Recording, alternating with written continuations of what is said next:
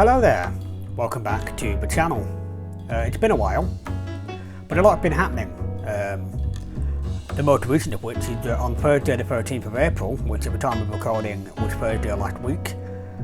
An EP was released on Tree Thoughts, and the EP was called Mind Vibrations, and it's by two excellent musicians, Born74, aka Andrew Nicholas, and ONJ, aka Andre Louis. Andre has his own YouTube channel, which is fantastic to say the least, and it's linked down below in the description, as are links to the EP, of course, so you can buy it and stream it and enjoy it on whichever service you prefer. It's on all of them, literally all of them. But I actually mixed this EP, mixed it about, I don't even know, we were having this conversation about when this EP was sort of mixed, and it was in sort of June, July of 2022, we wanted to say. So we're going to go with that. This project file that this is playing from is dated the 1st of August, so about June, July. Because there was 4 tracks on this EP and I mixed them all. And today we're going to be working down the tracks that you're hearing right now, which is the first track on the EP. And Logic's just had a little glitch, that's nice, isn't it? It's the title track of the EP, and it's called Mind Vibrations. And it's really rather funky. So we're going to break that down. We're going to break down the mix of that, explain what's going on, what plugins we're using, etc, etc. So here we go. Okay, so there are a lot of track stacks in this track. So the way that I tend to mix is when I receive stems, I will import them all into a project and I will set the sort of gain of them all. So I'll often reduce the gain so that we're getting a nice healthy reading on the scale, so that we've got plenty of headroom. It's not just clipping or hovering around, you know, minus 1.7 and it's going to clip at any minute. I like to reduce the gain of the files all the way down to a nice healthy level, about minus 14, because there's plenty of headroom, you know, for the plugins to work at their best and that kind of thing. So, and also it just means if we want to turn things up, we can, because we've got plenty of room. Very difficult to do that at the last minute when your mix is already clipping the mix bus. So once I've done that, I will sort them into track stacks, and then I will do a lot of the processing on the track stacks, because it means you can use half as many plugins really, because most of the work is being done by the plugins on the track stack, and then that means you have to do less to the actual individual tracks, as we will find out as we go through this. It also helps to keep things very tidy, because once you've finished working on a particular, you know, set of instruments or set of tracks, you can collapse a stack and those tracks get out of the way while you're looking at other things. So for example, there are 32 tracks in this session, including the stereo out track, but to look at, there are 8 visible tracks that I can see, so it's a lot easier to navigate. So we're going to start off, we're going to go in chronological order. So we start off with the piano. Now we have 2 piano tracks, but they're sorted into one track stack. So we're going to look at that. So on the piano track stack, we just have 1 channel EQ, which is the stock EQ from Logic. So this is just low passing at 100 Hz, and is that it? Oh no, there's a cut at 400 Hz, and there's a cut at 2.1K. So we're gonna solo the piano, bypass the EQ, this is what it sounds like.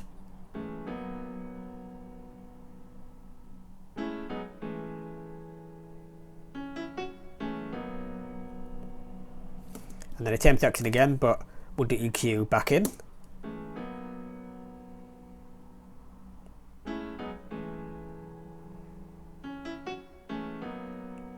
So this helps to clean things up. Now because we've got that EQ on the track stack, when we go down to the actual piano tracks themselves, they actually have nothing on them, on either of the piano tracks, because all the work is being done by that EQ on the track stack. This is what I mean, this is why I use track stack, because it allows you to do broader strokes over, you know, groups of tracks like these piano tracks, rather than having to treat them both individually. Because they're both piano tracks, you're going to want to treat them very similarly anyway. So we put them in the track stack and we do most of the processing on the track stack. Just to show you what these tracks are doing, this is the first one. Piano track number 1. It's kind of the main one in the intro, really. Just does the chords. Very, very nice. And then we have number 2, which comes in around here. Does all this funky stuff.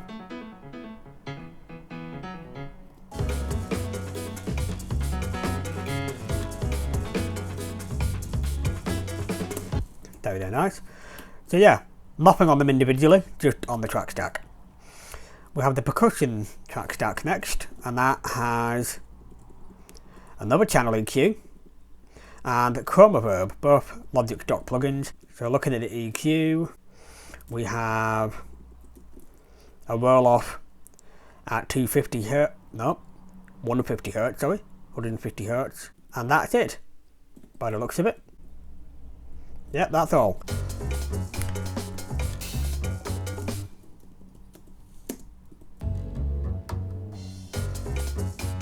Let's bypass the EQ now. Back in.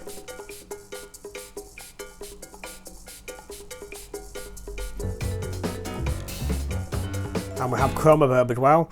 What that's basically doing is we're adding a tiny bit of room, essentially. Bit of a room tone. We've got 20% on the wet. It's on a room setting and the decay is 1.1 seconds. And everything else is pretty much at default. That's basically my default preset, but with the wet adjusted. So we're going to bypass that and hear that. So this is without any reverb.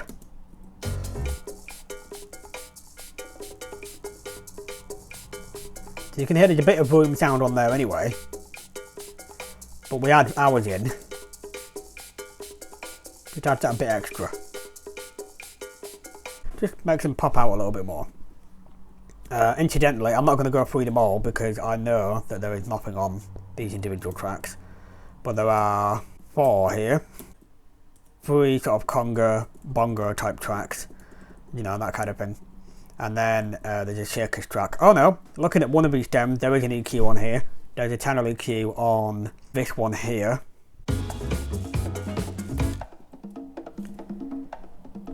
That's just bit of EQ. Let's bypass that.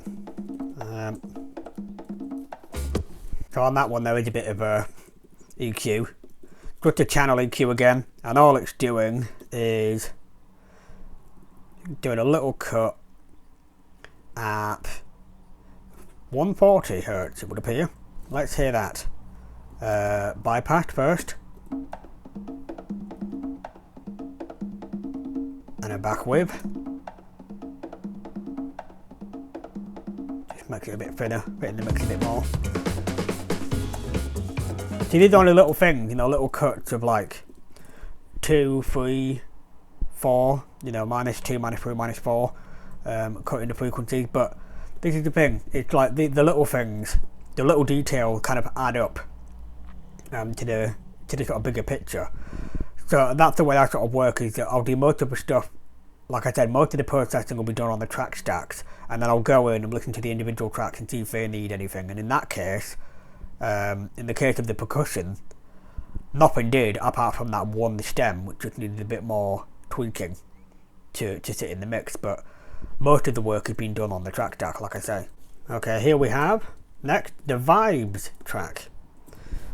On the track stack we have channel EQ again. Let's see what that's doing. 120 hertz. We're low passing, high passing, sorry, at 120. We're cutting a little bit at 2.8k, and that's it. And we're going to bypass that EQ and tell you how that sounds. Here we go. Without the EQ. With. Just cleans up the low end. And also a little bit of the highs. We also have on here, oh no, that's it. I thought there was something else, but there isn't. Looking at the individual tracks, Vibes 1 has nothing on it. And Vibes 2 has nothing on it. So there's nothing going on there. Again, it's all been done on the track stack. Next, we have a very important sound. This rather lovely bass sound. Big part of the track.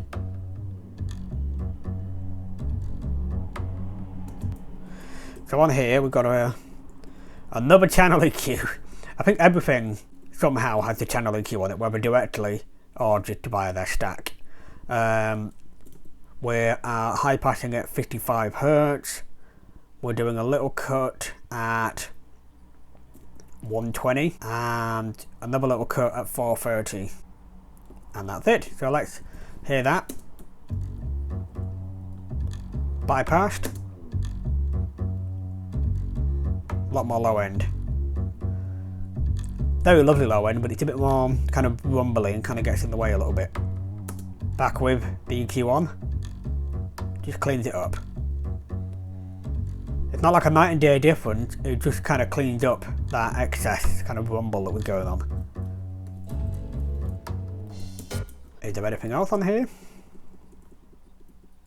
Yes, they're one of my favourite compressors, which is the VC2A from Native Instruments and Softube. By the way, any third-party product that I mentioned, this is the first one that I've mentioned. They'll all be linked in the description down below. There's not going to be many, I don't think, compared to like my production breakdowns, because there just aren't that many third-party plugins in here. As you've seen, a lot of what I've used is Logic stock, just because it's so good. And obviously we mixed this in July or August kind of time, but a lot of these choices remain favourites of mine. You know, the Logic Channel EQ, the Vintage Compressor bundle, and a few others that you're going to see as we go on.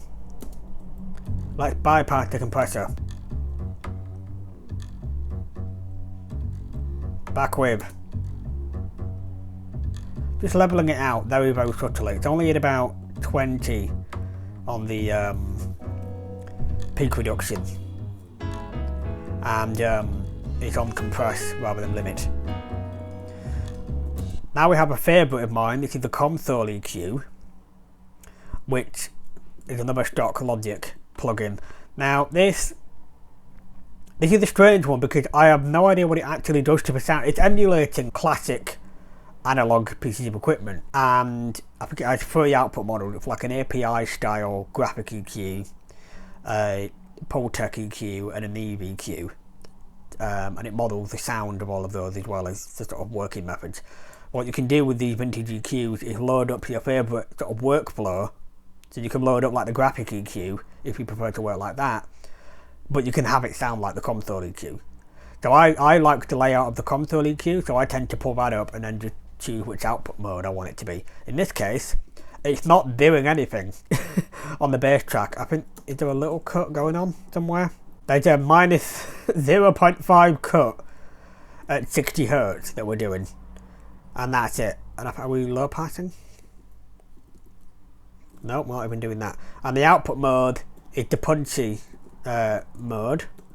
And again, it's mainly just on here just because it adds that warmth and nice analog sound to the bass. So I'm going to bypass it now. Back on. It just adds a certain sparkle and thickness to the sound. It's lovely, and I still use it regularly today. The drums on the track stack, we have Logic stock compressor, which is doing like a parallel. What circuit are we on? We're on the classic VCA circuit type, and we're parallel compressing, but only at the 5% on the mix. So let's go to where some drums are. We're going to bypass the compressor now. And back on. Basically on the kick you can really hear it. back off, back on. It really makes the kick punch that bit more. We then have another compressor, which is the Native Instruments and Soft Tubes VC76, which I really like. Not doing loads here, it's the input is at 31, so it's not doing loads. So if we bypass that, put it back on, just kind of evening things out. Back off, back on. Just help tighten things up again. We have some chroma verb on there. Let's see what's on here. That again is just adding a bit of room. So there's 12% wet. And other than that, it's exactly the same as the percussion reverb.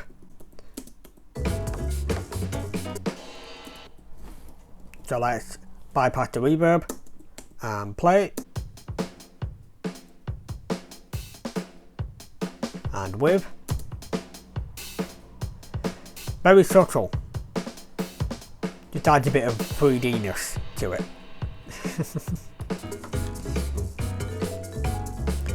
And then we have a channel EQ at the end.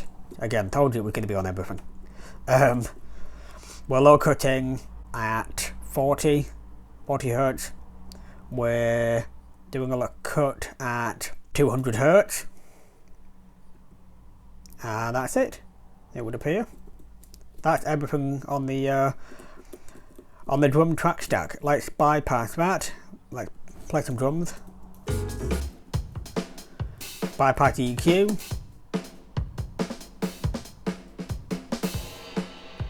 Back on. Off. On.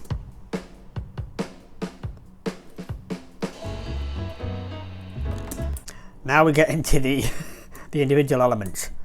There's a lot of tracks in this track stack, but actually there's not actually that much happening. There's one EQ on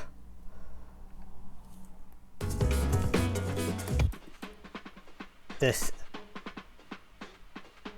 sort of little filtered loop thing. We are low cutting at 140. And we're doing nothing else, it would seem. That seems to be it. Yeah, we're just low cutting at 140 on that little filtered loop. So we're gonna bypass now. Back in. Bypass. Back in. Just cleaning up the low end. There's also a track called Kick Breakdown. Sounds like this.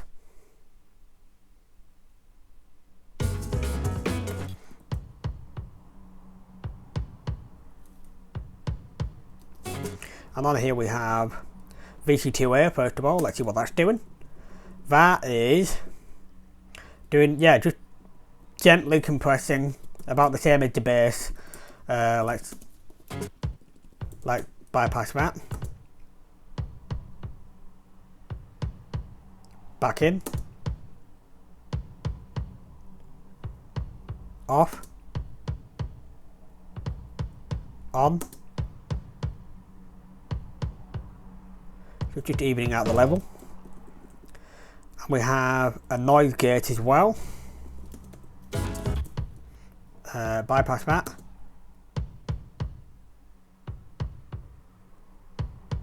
And on.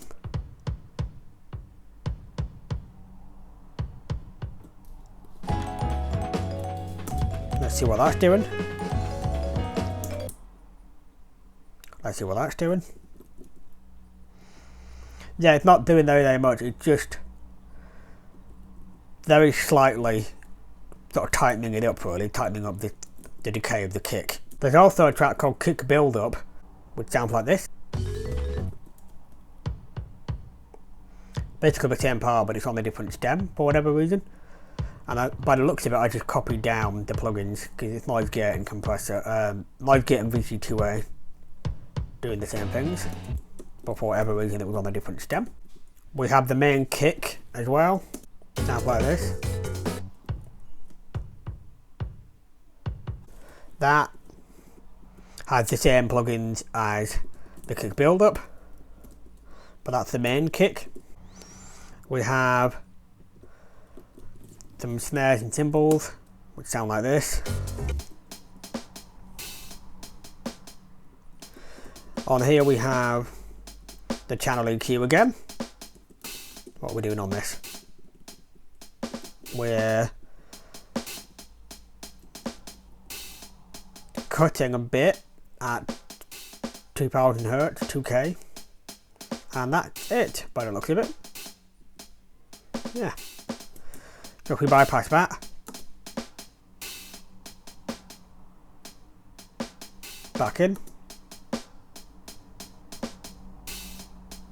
bypass, back in.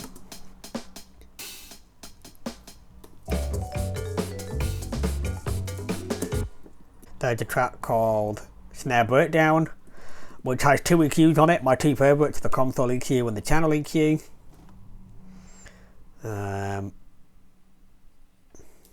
Sounds like this.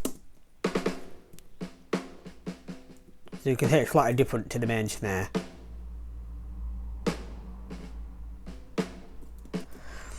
Let's look at the console EQ first, see what we're doing there. I don't think we're doing anything with it. No, we're not. We're not doing anything on that, apart from we're low cutting a little bit with it. And we're on the silky output type. Bypass.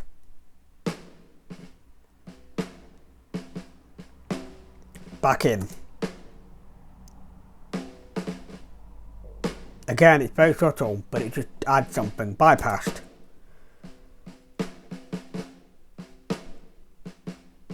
Back on. We've got a channel EQ here as well. Let's see what we're doing here.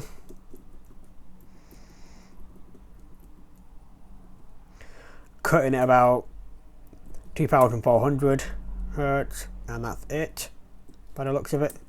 Bypassed. In. Bypassed. In.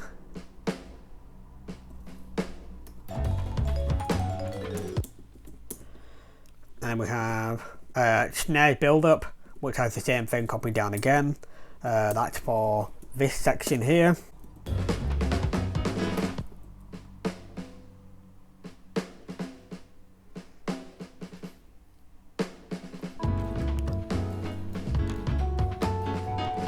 So that's that. And we have the same stuff copied down for the main snare, which is just hitting on the 2 and the 4s. Have a metronome.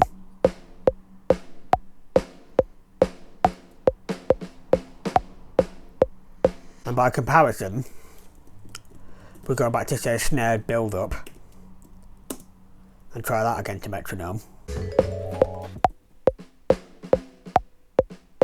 It's doing all this offbeat stuff at the ghost notes.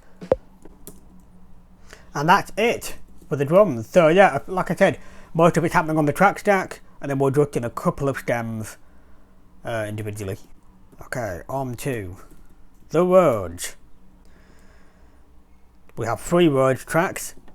On the main track stack itself, we have channel EQ, and that's it. So let's see what that's doing. It's low cutting at 100 Hz, and that's it by the looks of it. So let's play the Rhodes, and we'll bypass the EQ. Lovely. Bypass.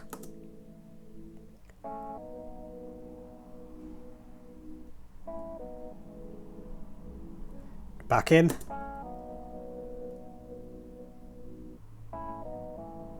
Just cleans up the low end by a little bit to get it out of the way of the bass.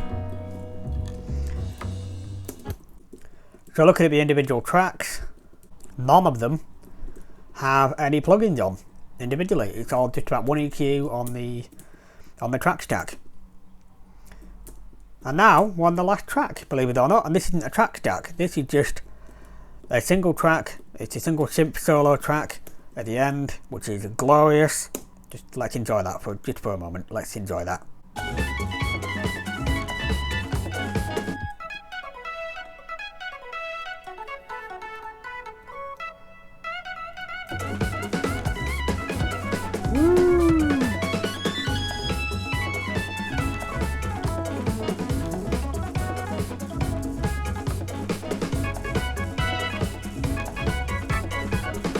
Glorious. It does go on, but you'll have to go and listen to the full track to hear it. Keeping it simple on here as well. We've got basically all of my three favourites that you've seen throughout this is the channel EQ again, which is just low passing 130 Hz. We're doing some cuts. Yeah, we're cutting a little bit at 2600 and we're cutting at 410. And that's it. So let's bypass that and hear that. So bypassed, back in, and bypassed,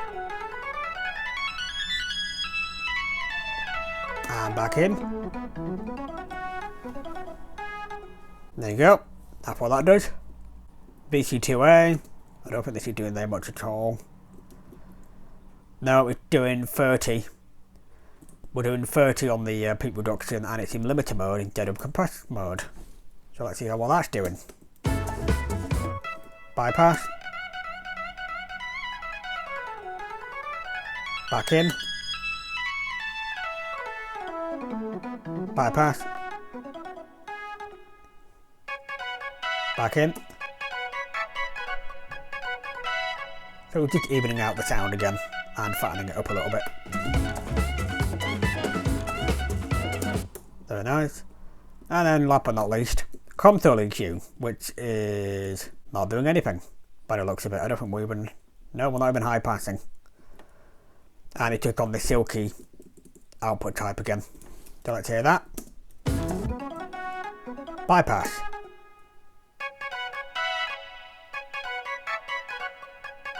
Back in. Oh. And bypass. Back in.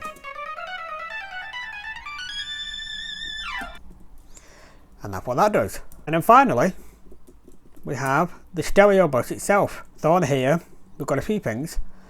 First of all, we have BX console N from Brainworks, which is a Neve emulation. So we're going to play the whole mix and we're going to bypass that and hear what it's doing. It's basically doing some compression and a little bit of EQ on the mix bus. Bypassed. On.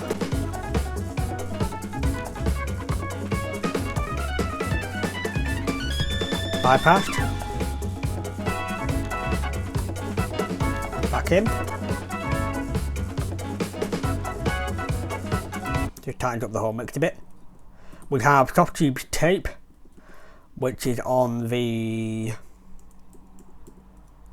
HW Clean Master CHD1 or CHB1. I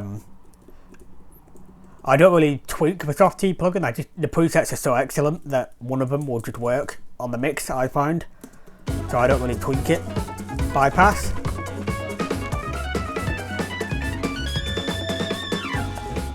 Back in. Bypass.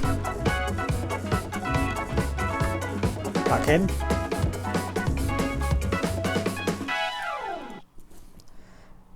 There we go, that's that. Waved IM Pusher is next. Thank you to Andre for introducing me to this plugin. This is glorious. It's like the console EQ, but slightly different. Bypass.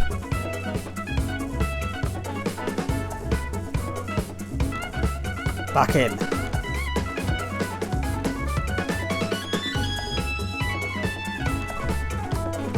I'm going to bypass it again, but pay attention to the kick drum in particular.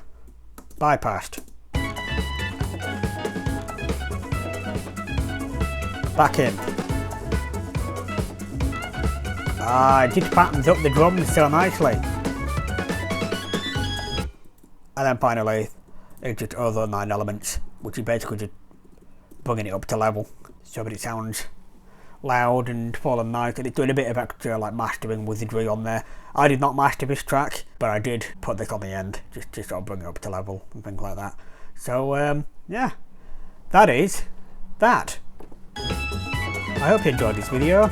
If you did, please subscribe to the channel.